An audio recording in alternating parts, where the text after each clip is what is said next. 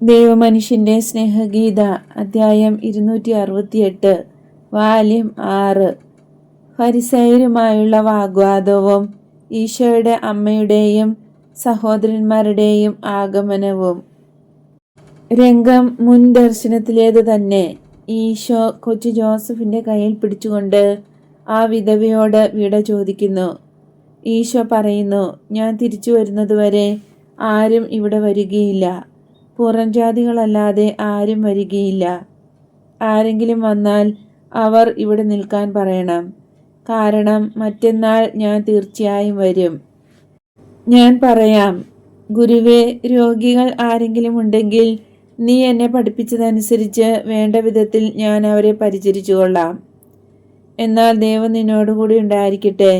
നിനക്ക് സമാധാനം. വരൂ മനേയൻ.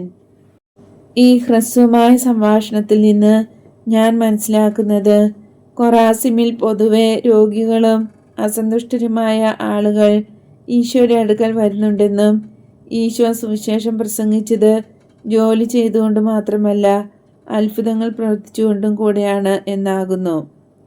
എന്നിട്ടും കൊറാസിം ഉദാസീനമാണെങ്കിൽ അത് കിളയ്ക്കാൻ പറ്റാത്ത തരിശുഭൂമിയാണെന്ന് സ്പഷ്ടം. എങ്കിൽ തന്നെയും അഭിവാദനം ചെയ്യുന്നവർക്ക് പ്രത്യഭിവാദനം നൽകിക്കൊണ്ട് ഒന്നും സംഭവിക്കാത്തതുപോലെ ഈശോ കൊറാസിമിൽ കൂടി കടന്നു പോകുന്നു. മനേയനുമായി സംസാരിച്ചുകൊണ്ട് നടക്കുകയാണ്. മക്കേരൂസിലേക്ക് തിരിച്ചു പോകണമോ അതോ ഒരാഴ്ച കൂടി നിൽക്കണമോ എന്ന് മനേയന് നിശ്ചയമില്ല. അതേസമയം കഫർനാമിലെ ഭവനത്തിൽ അവർ സാബത്തിന് ഒരുക്കങ്ങൾ നടത്തുന്നു. മാത്യുവിന് ഇപ്പോഴും ശരിക്ക് നടക്കാൻ കഴിയുന്നില്ല. അവൻ കൂട്ടുകാരെ സ്വാഗതം ചെയ്ത് അവർക്ക് വെള്ളവും പഴങ്ങളും കൊടുത്ത ശേഷം അവരുടെ ദൗത്യ നിർവഹണത്തെപ്പറ്റി ചോദിക്കുകയാണ്. ചില പ്രീശന്മാർ ഭവനത്തിന് സമീപെ ചുറ്റിക്കറങ്ങുന്നത് പത്രോസ് മനസ്സിലാക്കി. അവർക്ക് നമ്മുടെ സാബത്ത് വിഷലിപ്തമാക്കണം. അവരുടെ പദ്ധതി തകർക്കുന്നതിനായി ബെത്സയിദയിലേക്ക് പോകണമെന്ന് ഗുരുവിനോട് പറയണമെന്ന് എനിക്ക് ശക്തിയായ ഒരു തോന്നൽ. ഗുരു അത് ചെയ്യുമെന്ന് നീ കരുതുന്നുണ്ടോ? അവൻ്റെ സഹോദരൻ ചോദിക്കുന്നു. ആ ദുരിതം അനുഭവിക്കുന്ന പാവം മനുഷ്യൻ അവനെ കാത്ത് മുറിയുടെ തറയിൽ കിടക്കുന്നു. മാത്യു പറയുന്നു. നമുക്കവനെ വള്ളത്തിൽ ബെത്സയിദയിലേക്ക് കൊണ്ടുപോകാം. ഞാനോ മറ്റാരെങ്കിലുമോ പോയി ഗുരുവിനെ കാണാം, പത്രോസ് പറയുന്നു. അത്ര മോശമായ അഭിപ്രായമല്ല.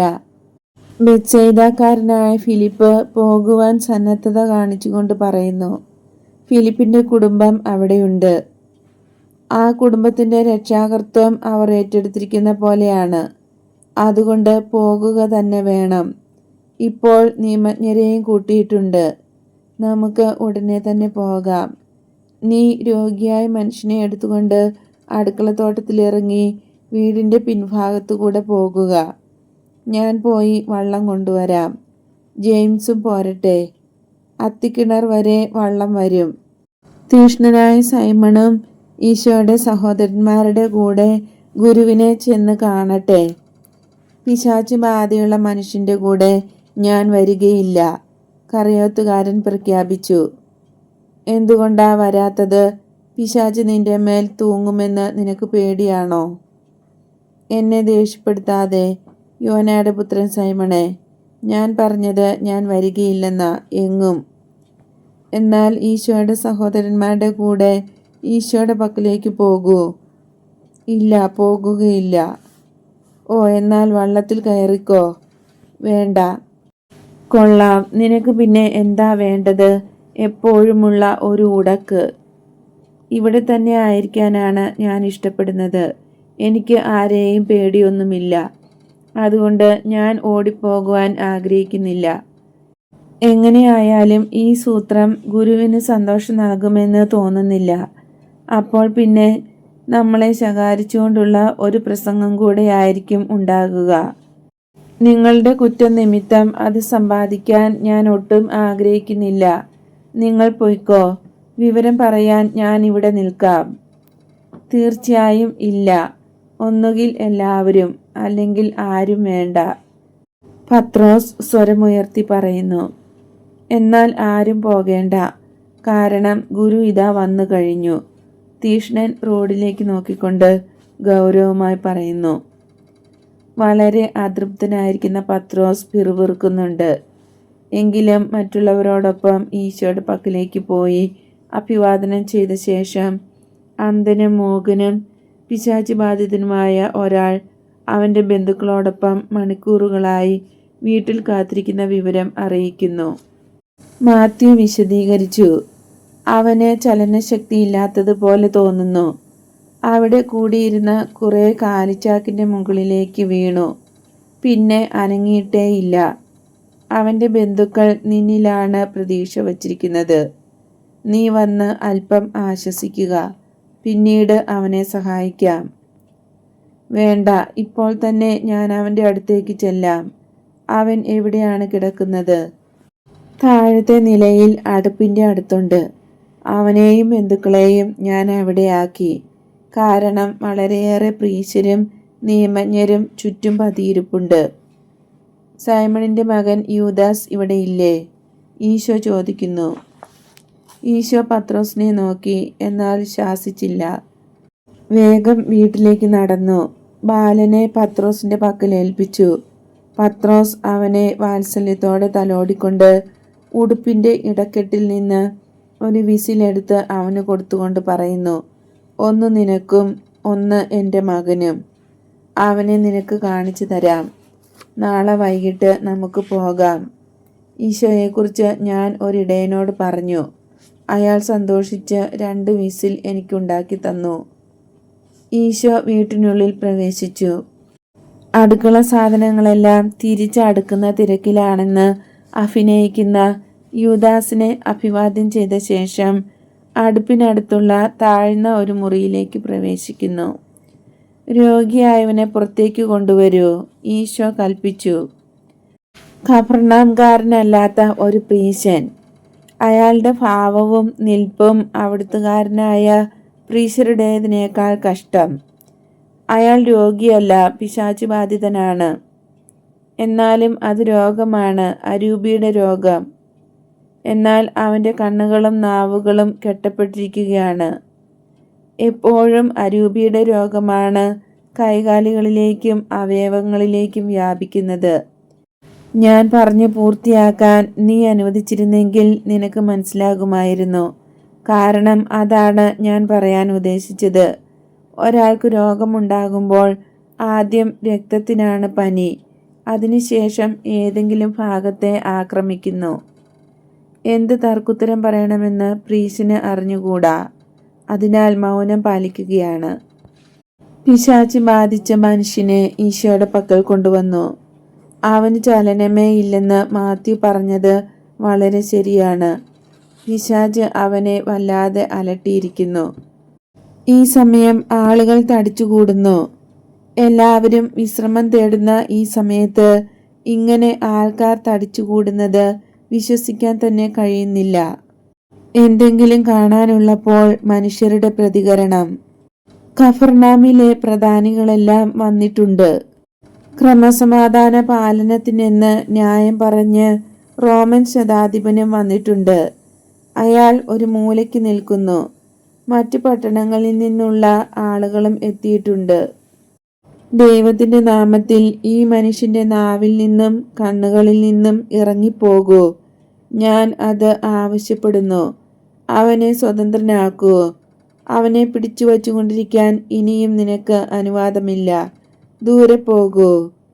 കൽപ്പന ഉച്ചത്തിൽ കൊടുത്തുകൊണ്ട് ഈശോ കൈ നീട്ടിപ്പിടിക്കുന്നു. അത്ഭുതം ആരംഭിക്കുന്നത് പിശാചിൻ്റെ അലർച്ചയും കൂവലും കൊണ്ടാണ്.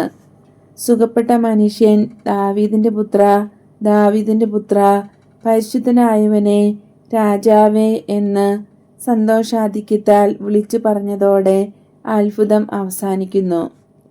ഇവനാണ് സുഖപ്പെടുത്തിയതെന്ന് ആ മനുഷ്യൻ എങ്ങനെ അറിയാൻ പറ്റും? ഒരു നിയമജ്ഞൻ ചോദിക്കുന്നു. ഇതെല്ലാം വെറും അഭിനയമാണ്. ഇങ്ങനെയും ചെയ്യിക്കുന്നത് അവർക്ക് പണം കൊടുത്തുകൊണ്ടായിരിക്കണം. തോളുകൾ ഉയർത്തി ഒരു പ്രീശൻ പറയുന്നു. ഞാൻ നിങ്ങളോട് ചോദിക്കുന്നത് കൊണ്ട് വിഷമമില്ലെങ്കിൽ പറയൂ. ആര് പണം കൊടുത്തെന്നാ പറയുന്നത്? നീയും കൊടുത്തു കാണും. എന്ത് കാര്യത്തിനാണ്? കഫർനാമിന് ഖ്യാതി നേടാൻ. ബുദ്ധികെട്ട വർത്തമാനം പറഞ്ഞ് മനസ്സിനെ ചീത്തയാക്കാതിരിക്കൂ. കള്ളമെല്ലാം പറഞ്ഞ് നാവിനെ ദുഷിപ്പിക്കാതിരിക്കൂ. പറയുന്നത് സത്യമല്ലെന്ന് നിങ്ങൾക്കറിയാം. വിഡ്ഢിത്തമാണ് പറയുന്നതെന്ന് നിങ്ങൾ മനസ്സിലാക്കൂ.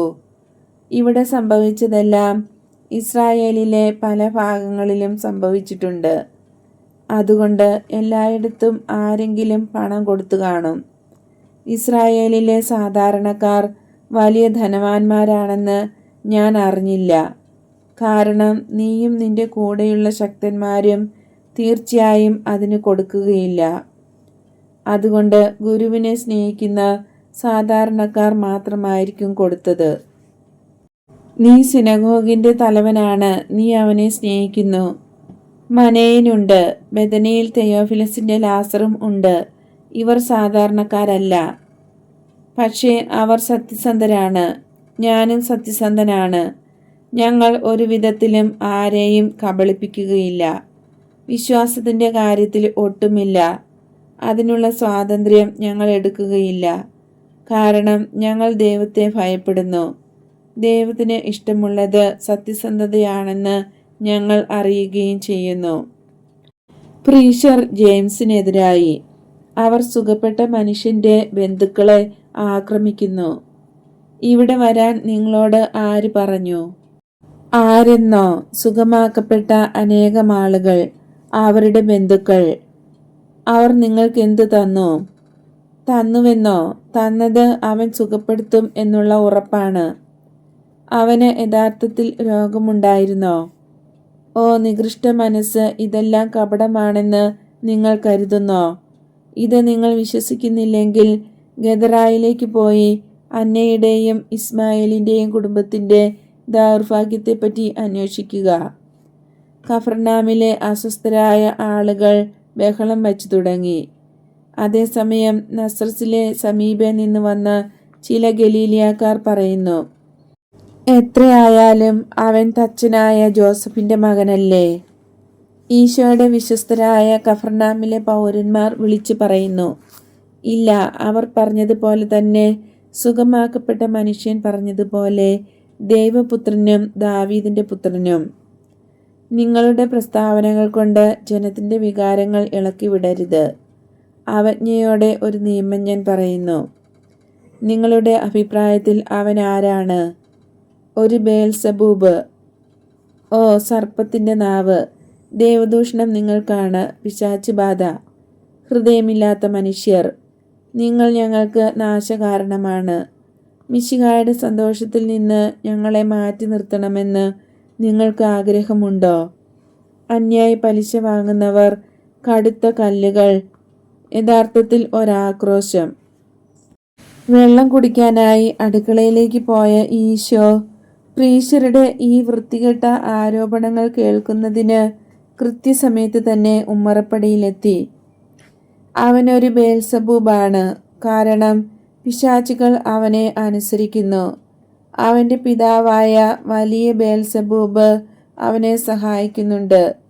അവൻ പിശാചുകളുടെ തലവനായ ബേൽസബൂബിനെ കൊണ്ട് പിശാചുകളെ പുറത്താക്കുന്നു.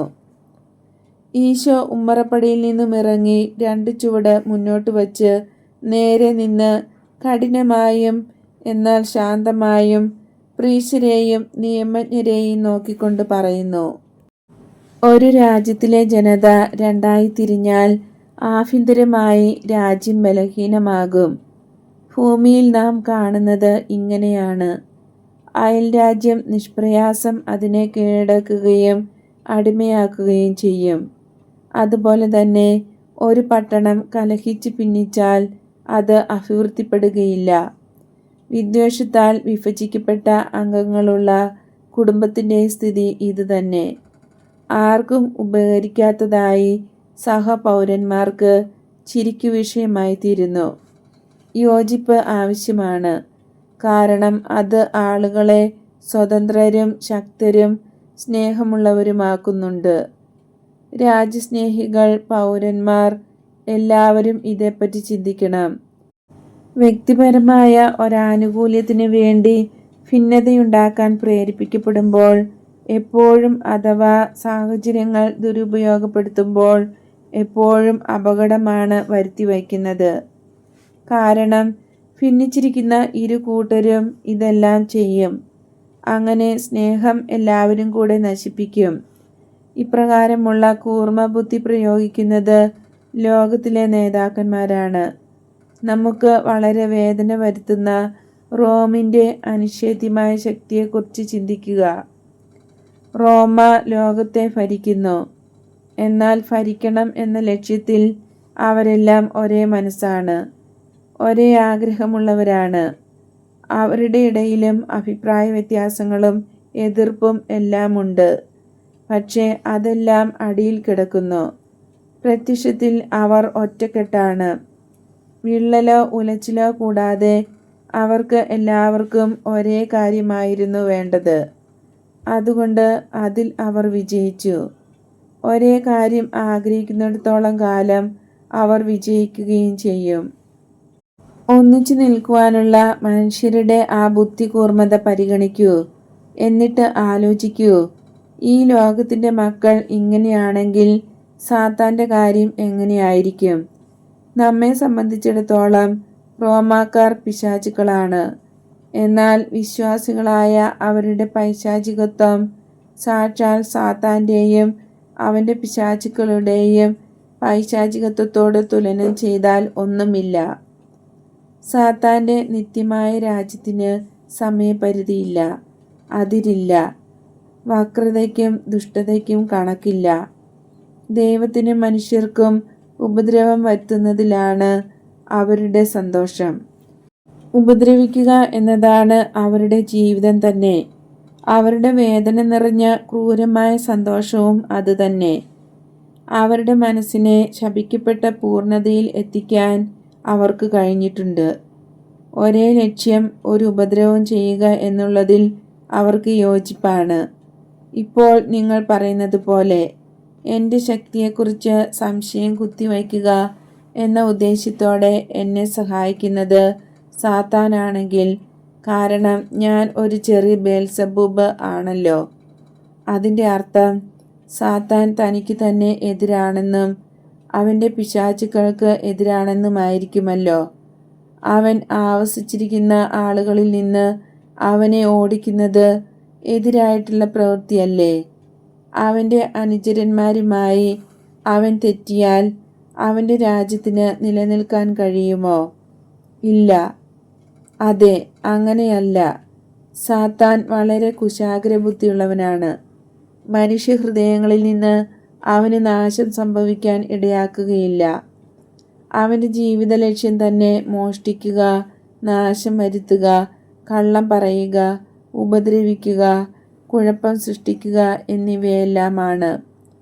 ദൈവത്തിൻ്റെ ആത്മാക്കളെയും മനുഷ്യരുടെ മനസ്സമാധാനത്തെയും മോഷ്ടിക്കുക, പിതാവിൻ്റെ മക്കളെ നശിപ്പിച്ച് പിതാവിനെ ദുഃഖിപ്പിക്കുക, വഴിതെറ്റിക്കാനായി കള്ളം പറയുക, സന്തോഷിക്കാൻ വേണ്ടി ഉപദ്രവിക്കുക, അവനിൽ തന്നെ ക്രമം തെറ്റിക്കിടക്കുന്നതുകൊണ്ടും അത് മാറ്റാൻ കഴിവില്ലാത്തതുകൊണ്ടും മറ്റുള്ളവരുടെ ഇടയിൽ കുഴപ്പം സൃഷ്ടിക്കുക എന്നിവയാണ്. അസ്തിത്വത്തിലും പ്രവർത്തന രീതിയിലും അവൻ നിത്യനാണ്. എന്നാൽ ഈ ചോദ്യത്തിന് ഉത്തരം പറയൂ. ഞാൻ ബേൽസബൂബിൻ്റെ നാമത്തിലാണ് പിശാചുകളെ ബഹിഷ്കരിക്കുന്നത്. അവരാരും ബേൽസബൂബ് ആണെന്ന് സമ്മതിക്കാൻ ഒരുക്കമാണോ? നിങ്ങൾ അത് പറഞ്ഞാൽ അവർ പറയും നിങ്ങൾ പരദൂഷകരാണെന്ന്. അവരുടെ ജീവിത വിശുദ്ധി കൊണ്ട് നിങ്ങളുടെ കുറ്റാരോപണം തകർത്തില്ലെങ്കിൽ ഇസ്രായേലിൽ ധാരാളം ദുഷ്ടാരൂപികളുണ്ടെന്ന് നിങ്ങൾ തന്നെ വിധിക്കുകയായിരിക്കും ചെയ്യുക. പിശാചുക്കളെന്ന് നിങ്ങൾ വിധിക്കുന്ന മക്കളുടെ പേരിൽ ദൈവം നിങ്ങളെ വിധിക്കും. നിങ്ങൾ ആരെ വിധിക്കുന്നുവോ അവരായിരിക്കും നിങ്ങളുടെ വിധികർത്താക്കൾ. അവിടെ മാനുഷിക പ്രേരണയാലല്ല വിധിയുണ്ടാകുക. നേരെ മറിച്ച് ദൈവത്തിൻ്റെ അരൂപിയിലാണ് ഞാൻ പിശാചിനെ പുറത്താക്കിയത്. സ്വർഗരാജ്യവും ആ രാജ്യത്തിലെ രാജാവും നിങ്ങളുടെ അടുക്കൽ വന്നു എന്നുള്ളതിന് തെളിവാണത്. യാതൊരു എതിർശക്തിക്കും തടയാനാവാത്ത വിധം അത്രയ്ക്ക് ശക്തി അവിടുത്തെ രാജാവിനുണ്ട്. അങ്ങനെ എൻ്റെ രാജ്യത്തിലെ മക്കളെ കൈയടക്കി വച്ചിരിക്കുന്നവരെ ബന്ധിക്കുകയും അവർ ആവസിപ്പിച്ചിരിക്കുന്ന സ്ഥലത്ത് നിന്ന് പോകുന്നതിന് ഞാൻ നിർബന്ധിക്കുകയും ചെയ്യുന്നു. എൻ്റെ സ്വന്തമാക്കാൻ അവരെ തിരികെ ആവശ്യപ്പെടുകയാണ്. ന്യായമായോ അല്ലാതെയോ മറ്റൊരുവൻ കയ്യേറി പിടിച്ചെടുത്ത വീട്ടിൽ അയാൾ താമസിക്കുന്നെങ്കിൽ ഉടമസ്ഥൻ ചെയ്യുന്നത് അങ്ങനെയല്ലേ? ആദ്യം അക്രമിയെ പിടിച്ച് ബന്ധിച്ച് വീട് സ്വന്തമാക്കും. എൻ്റേതായിരുന്നതിനെ അപഹരിച്ച കറുത്ത ദൂതനെ ഞാൻ ബന്ധിപ്പിക്കുകയും എന്നിൽ നിന്ന് മോഷ്ടിച്ച വസ്തു അവരിൽ നിന്ന് തിരിച്ചെടുക്കുകയും ചെയ്തു. ഇത് ചെയ്യുവാൻ കഴിയുന്ന ഒരുവൻ ഞാൻ മാത്രമാണ്. കാരണം ഞാൻ മാത്രമാണ് ശക്തനായവൻ. ഭാവി നൂറ്റാണ്ടുകളുടെ പിതാവ്, സമാധാനത്തിൻ്റെ രാജാവ്. ഭാവി നൂറ്റാണ്ടുകളുടെ പിതാവ് എന്ന് പറഞ്ഞതിൻ്റെ അർത്ഥം വ്യക്തമാക്കി തരണം. പുതിയ യുഗം വരെ നീ ജീവിച്ചിരിക്കുമെന്ന് കരുതുന്നോ? പാവപ്പെട്ടവനായ നീ സമയം സൃഷ്ടിക്കുമെന്ന് കരുതുന്നത് വിഡ്ഢിത്തരമല്ലേ? സമയം ദൈവത്തിൻ്റേതാണ്. ഒരു നിയമജ്ഞൻ പറയുന്നു. എന്നോട് ചോദിക്കുന്ന നീ ഒരു നിയമജ്ഞനാണോ? ആരംഭമുണ്ടായിരിക്കുകയും അവസാനം ഇല്ലാതിരിക്കുകയും ചെയ്യുന്ന ഒരു യുഗമുണ്ടെന്നും അത് എൻ്റേതാണെന്നും നിനക്കറിഞ്ഞുകൂടെ?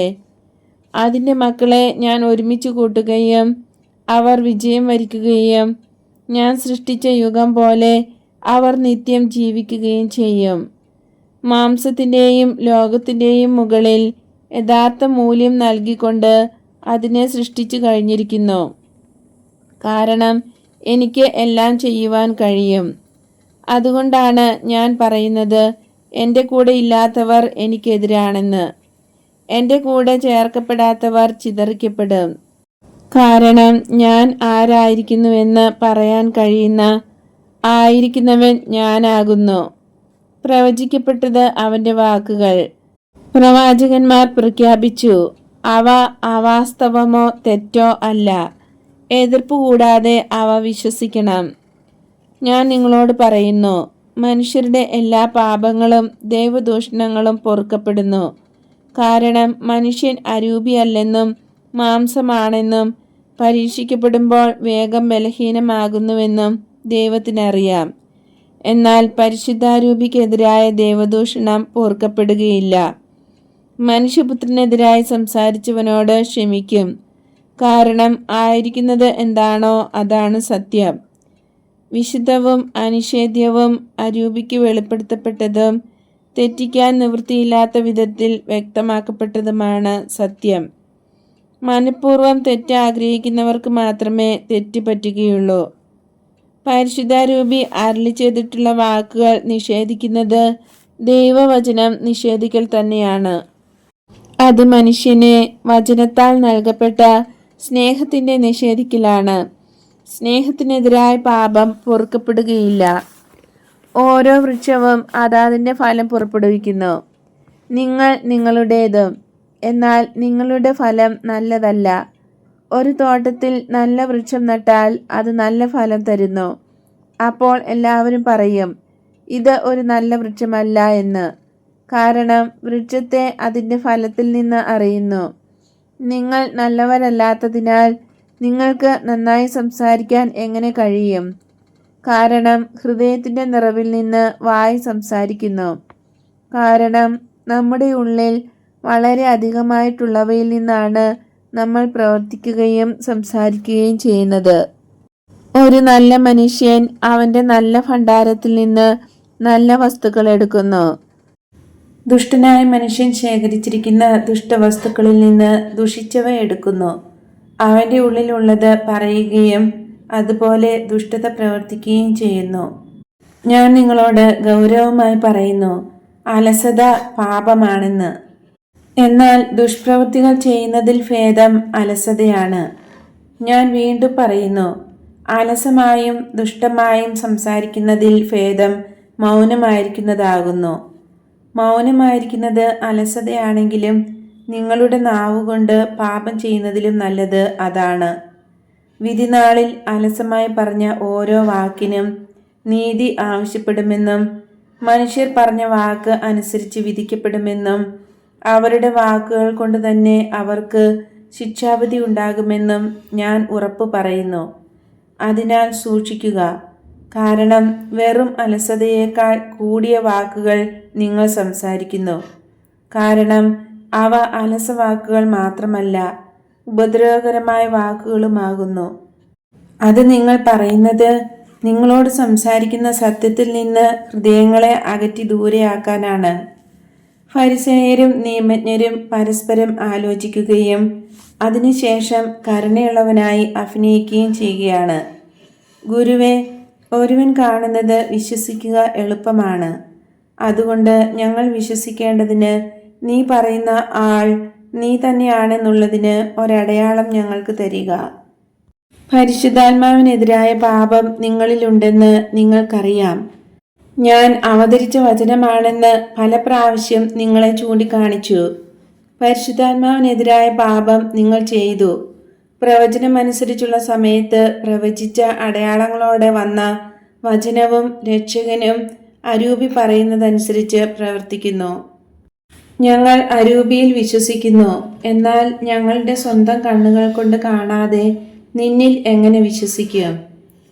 നിങ്ങളുടെ കണ്ണുകൾ കൊണ്ട് കാണാൻ സാധിക്കുന്ന എന്നെ വിശ്വസിക്കാൻ സാധിക്കുന്നില്ലെങ്കിൽ ആത്മീയമായി പ്രവർത്തിക്കുന്ന അരൂപിയെ നിങ്ങൾക്ക് എങ്ങനെ വിശ്വസിക്കുവാൻ കഴിയും?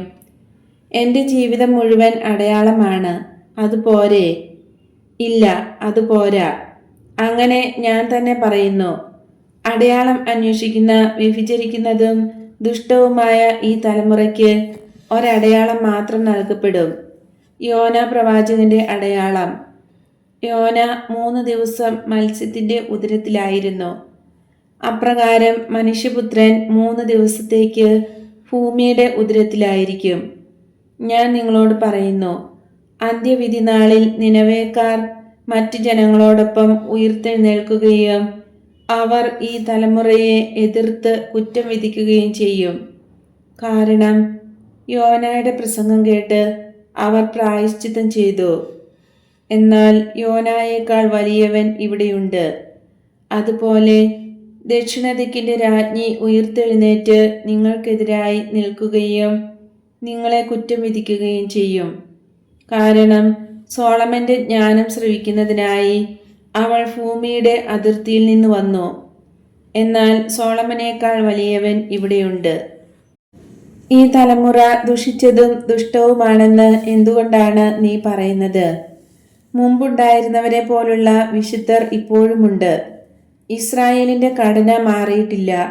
നീ ഞങ്ങളുടെ വികാരങ്ങളെ മുറിപ്പെടുത്തുന്നു. നിങ്ങൾ നിങ്ങളുടെ ആത്മാവിനെ ക്ഷതപ്പെടുത്തിക്കൊണ്ട് സ്വയം മുറിവേൽപ്പിക്കുന്നു. കാരണം നിങ്ങൾ അതിനെ സത്യത്തിൽ നിന്ന് നീക്കം ചെയ്യുന്നു, അങ്ങനെ നിത്യരക്ഷയിൽ നിന്നും. എന്നിരുന്നാലും നിങ്ങൾക്ക് ഞാൻ മറുപടി നൽകാം. ഈ തലമുറയുടെ പരിശുദ്ധി വസ്ത്രങ്ങളിലും പുറമേയുള്ള ഭാവത്തിലുമാണുള്ളത്, ആന്തരികമായി പരിശുദ്ധരല്ല. ഇസ്രായേലിൽ ഒരേ പേരും ഒരേ അർത്ഥവുമുള്ള കാര്യങ്ങളുണ്ട്, പക്ഷെ യാഥാർത്ഥ്യങ്ങളില്ല. ഒരേ വസ്ത്രങ്ങളും ആചാരക്രമങ്ങളുമുണ്ട്, പക്ഷേ അവയുടെ ചൈതന്യം കാണുന്നില്ല.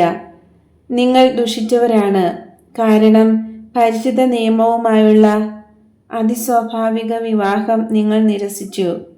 എന്നിട്ട് ദുഷിച്ച മറ്റൊരു കൂട്ടുകെട്ടിൽ ഉൾപ്പെട്ടു. സാത്താന്റെ നിയമവുമായുള്ള വ്യഭിചാരത്തിലേർപ്പെട്ടു. നിങ്ങൾ ശരീരത്തിന്റെ വളരെ ദുർബലമായ അവയവത്തിൽ മാത്രം പരിച്ഛേദിതരായി. നിങ്ങളുടെ ഹൃദയം പരിച്ഛേദിതമായിട്ടില്ല. നിങ്ങൾ ദുഷ്ടരാണ്, കാരണം നിങ്ങളെ തന്നെ നിങ്ങൾ സാത്താന് വിറ്റിരിക്കുന്നു. ഞാൻ പറഞ്ഞു കഴിഞ്ഞു. നീ ഞങ്ങളെ വളരെ ആഴമായി മുറിവേൽപ്പിച്ചിരിക്കുന്നു. എന്നാൽ ഇസ്രായേൽ ഇപ്രകാരമാണെങ്കിൽ അതിനെ പരിശുദ്ധമാക്കുന്നതിനായി എന്തുകൊണ്ട് നീ പിശാചിൽ നിന്ന് സ്വതന്ത്രമാക്കുന്നില്ല? അത് ചെയ്യാൻ ഇസ്രായേൽ മനസ്സാണോ? അല്ല. ദുഷ്ടാരൂപിയിൽ നിന്ന് മോചിതരാകുന്നതിനായി ഇവിടെ വന്നിരിക്കുന്ന ഈ പാവപ്പെട്ടവർക്ക് മനസ്സാണ്. കാരണം അത് അവർക്ക് ഒരു ഭാരവും നാണക്കേടുമാകുന്നു. എന്നാൽ നിങ്ങൾക്ക് അത് തോന്നുന്നില്ല. നിങ്ങളെ സ്വതന്ത്രരാക്കിയാലും അത് പ്രയോജനരഹിതമായിരിക്കും. കാരണം മോചിതരാകാൻ നിങ്ങൾക്ക് ആകാംക്ഷയില്ലാത്തതിനാൽ വീണ്ടും കുറെ കൂടെ ശക്തമായി അത് ബാധിക്കും. അശുദ്ധാരൂപി ഒരുവനിൽ നിന്ന് പുറത്തു പോകുമ്പോൾ വിശ്രമത്തിന് ഇടം അന്വേഷിച്ച് വരണ്ട പ്രദേശങ്ങളിലൂടെ നടക്കും, കണ്ടെത്തുകയില്ല. പദാർത്ഥപരമായ വരൾച്ച എന്ന് പറയുന്നത് അവനോട് എതിർക്കുന്ന സ്ഥലങ്ങളെയാണ്. അവനെ സ്വീകരിക്കാത്തവർ വരണ്ട ഭൂമി വിത്തിനെതിരായിരിക്കുന്നത് പോലെ ആയിരിക്കും. അപ്പോൾ അവൻ പറയും, ബലം പ്രയോഗിച്ച് എന്നെ ബഹിഷ്കരിച്ച അവൻ്റെ ഇഷ്ടത്തിന് വിരുദ്ധമായി എന്നെ ഓടിച്ച ആ ഭവനത്തിലേക്ക് ഞാൻ തിരിച്ചു ചെല്ലും. എനിക്ക് സ്വാഗതവും വിശ്രമവും അവിടെ കിട്ടുമെന്നുള്ളത് ഉറപ്പാണ്. വാസ്തവത്തിൽ നേരത്തെ അവൻ ആവസിച്ചിരുന്ന വ്യക്തിയിലേക്ക് തന്നെ അവൻ തിരിച്ചു പോകുന്നു. പലപ്പോഴും അവന് അവിടെ സ്വാഗതം ലഭിക്കും. കാരണം മനുഷ്യന് പലപ്പോഴും ദൈവത്തെ ലഭിക്കുവാനുള്ള അഭിനിവേശത്തേക്കാൾ കൂടുതൽ താല്പര്യം സാത്താനോടാണ്. അവൻ്റെ ശരീരത്തിന് തകരാറൊന്നുമില്ലെങ്കിൽ പിശാചുബാധയെക്കുറിച്ച് പരാതിയുമില്ല. അങ്ങനെ സാത്താൻ ഇറങ്ങിപ്പോന്ന ഭവനത്തിലേക്ക് തിരിച്ചു ചെല്ലുന്നു. അപ്പോൾ കാണുന്നത് അതാ അടിച്ചു വെടിപ്പാക്കപ്പെട്ടിരിക്കുന്നതും വിശുദ്ധിയുടെ സൗരഭ്യം വീശുന്നതുമായിട്ടാണ്. അപ്പോൾ അവൻ പോയി വേറെ 7 പിശാചുക്കളെ കൂടി കൊണ്ടുവരുന്നു. കാരണം അത് നഷ്ടപ്പെടുത്തുന്നതിന് അവൻ ആഗ്രഹിക്കുന്നില്ല. അവനേക്കാൾ കൂടുതൽ തിന്മയുള്ള ആ ദുഷ്ടാരൂപികളുടെ കൂടെ ആ ഭവനത്തിൽ പ്രവേശിക്കുകയും എല്ലാവരും അവിടെ കുടികൊള്ളുകയും ചെയ്യുന്നു. ഈ രണ്ടാമത്തെ അവസ്ഥ മുമ്പിലത്തേക്കാൾ മോശമായിരിക്കും. കാരണം ആ മനുഷ്യൻ തന്നെ തന്നെയാണ് സ്നേഹിക്കുന്നതെന്നും ദൈവത്തോട് അവിശ്വസ്തനാണെന്നും പിശാചിനറിയാം. പിശാച് ബാധിച്ച മനുഷ്യൻ അവൻ്റെ ആദ്യത്തെ അനുഭവത്തിന് ശേഷം വീണ്ടും കൂടുതൽ ശക്തമായവന് തുറന്നു കൊടുത്താൽ തൻ്റെ അനുഗ്രഹം ചവിട്ടിമെതിച്ചവൻ്റെ പക്കലേക്ക് വീണ്ടും ദൈവം പോകുകയില്ല. പിശാച് ബാധയിലേക്ക് വീണ്ടും വഴുതി വീഴുന്നത് സുഖമാക്കപ്പെട്ട മാരക രോഗത്തിലേക്ക് വീണ്ടും വീഴുന്നതിനേക്കാൾ കഷ്ടതരമാണ്. അതിൽ നിന്ന് മുക്തി പ്രാപിക്കുകയോ സൗഖ്യം ലഭിക്കുകയോ ഇല്ല. സ്നാപകനാൽ മാനസാന്തരത്തിലേക്ക് വരികയും വീണ്ടും പാപത്തിലേക്ക് പോകുവാൻ ആഗ്രഹിക്കുകയും ചെയ്യുന്ന ഈ തലമുറയ്ക്ക് ഇത് പ്രയോഗിക്കാവുന്നതാണ്. കാരണം ഈ തലമുറ പിശാചിനെ സ്നേഹിക്കുകയും എന്നെ സ്നേഹിക്കാതിരിക്കുകയും ചെയ്യുന്നു. അംഗീകാരത്തിൻ്റെയോ എതിർപ്പിൻ്റെയോ അല്ലാത്ത കുശുകുശുപ്പ് വർദ്ധിച്ചു വരുന്ന ജനക്കൂട്ടത്തിൽ പടരുന്നു. അടുക്കളത്തോട്ടവും മട്ടുപ്പാവും വഴികളും ജനങ്ങളെ കൊണ്ട് നിറഞ്ഞിട്ടുണ്ട്. ജനം ഉയരം കുറഞ്ഞ മതിലുകളിൽ ഇരിപ്പുറച്ചിരിക്കുന്നു. കുറെ പേർ അത്തിവൃക്ഷത്തിലും അയൽപ്പക്കത്തുള്ള വൃക്ഷങ്ങളിലും കയറിപ്പറ്റി. കാരണം എല്ലാവർക്കും ഈശോയും എതിരാളികളും തമ്മിലുള്ള വാഗ്വാദം കേൾക്കണം. തുറസായ സമുദ്രത്തിൽ നിന്ന് തിരമാലകൾ തീരത്ത് വന്നടിക്കുന്നത് പോലെ കുശുകുശുപ്പ് വായ്ക്ക് വായി ഈശോയുടെ അടുത്ത് നിൽക്കുന്ന അപ്പസ്തോലന്മാർ വരെ എത്തി. പത്രോസ്, ജോൺ, തീഷ്ണൻ, അൽഫയീസിന്റെ പുത്രന്മാർ എന്നിവർ കാര്യം ഗ്രഹിച്ചു. തെരുവിലായിരുന്ന യൂദാസ് ഒഴികെ മറ്റ് അപ്പസ്തോലന്മാരിൽ ചിലർ മട്ടുപ്പാവിലും ചിലർ അടുക്കളത്തോട്ടത്തിലുമാണ്. പത്രോസ്, ജോൺ, തീഷ്ണൻ, സബദിപുത്രൻ എന്നിവർ കുശുകുശുപ്പ് ഈശോയുടെ ചെവിയിലെത്തിച്ചു. ഗുരുവേ, നിന്റെ അമ്മ നിന്റെ സഹോദരന്മാരോട് കൂടെ ഇവിടെ വന്നിരിക്കുന്നു. അവർ ആ തെരുവിൽ നിന്ന് നിന്നെ അന്വേഷിക്കുകയാണ്. അവർക്ക് നിന്നോട് സംസാരിക്കണമെന്നുണ്ട്. അവർക്ക് കടന്നു വരാൻ ജനക്കൂട്ടത്തോട് മാറി നിൽക്കാൻ പറയുക. കാരണം നിന്നെ അന്വേഷിച്ച് ഇവിടം വരെ എത്തിച്ച കാര്യം ഗൗരവമായിരിക്കും. ഈശോ തല ഉയർത്തി നോക്കുമ്പോൾ ജനക്കൂട്ടത്തിന്റെ പിന്നിൽ ഉത്കണ്ഠാകുലമായ അമ്മയുടെ മുഖം കാണുന്നു. കരയാതിരിക്കുവാൻ അവൾ ശ്രമിക്കുന്നുണ്ട്. അൽഫയീസിന്റെ പുത്രൻ ജോസഫ് സംഭ്രമത്തോടെ അവളോട് സംസാരിക്കുന്നു. ജോസഫിന്റെ നിർബന്ധം വകവയ്ക്കാതെ ശക്തിയായി നിഷേധാത്മകമായ ആംഗ്യങ്ങൾ അവൾ കാണിക്കുന്നത് ഈശോ കണ്ടു. സൈമണിന്റെ നിഷേധാത്മകമായ മുഖത്തെ അപ്രീതിയും. ഈശോ പുഞ്ചിരി തൂക്കുകയോ എന്തെങ്കിലും കൽപ്പന കൊടുക്കുകയോ ചെയ്യുന്നില്ല. ദുഃഖിതയായ അമ്മയുടെ കാര്യം വിട്ടുകളയുന്നു. ആ സഹോദരന്മാരുടെ കാര്യവും പരിഗണിക്കുന്നില്ല.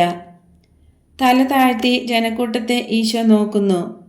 അനന്തരം അപ്പസ്തോലന്മാരോടായിട്ടും ദൂരെ നിൽക്കുന്നവരോടായിട്ടും പറയുന്നു, അവർ ശ്രമിക്കുന്നത് സ്വന്തം ഉത്തരവാദിത്വത്തെക്കാൾ കൂടുതൽ പ്രാധാന്യം രക്തത്തിനുണ്ടെന്ന് സ്ഥാപിക്കുവാനാണ്. ആരാണ് എൻ്റെ അമ്മ? ആരാണ് എൻ്റെ സഹോദരന്മാർ? നിശിതമായ ഭാവത്തോടെ ഈശോ ചുറ്റിലും നോക്കുന്നു. മുഖം വല്ലാതെ വിളറിയിട്ടുണ്ട്. ഉള്ളിൽ നടക്കുന്ന കഠിനമായ ഒരു സംഘർഷമാണ് അതിന് കാരണം.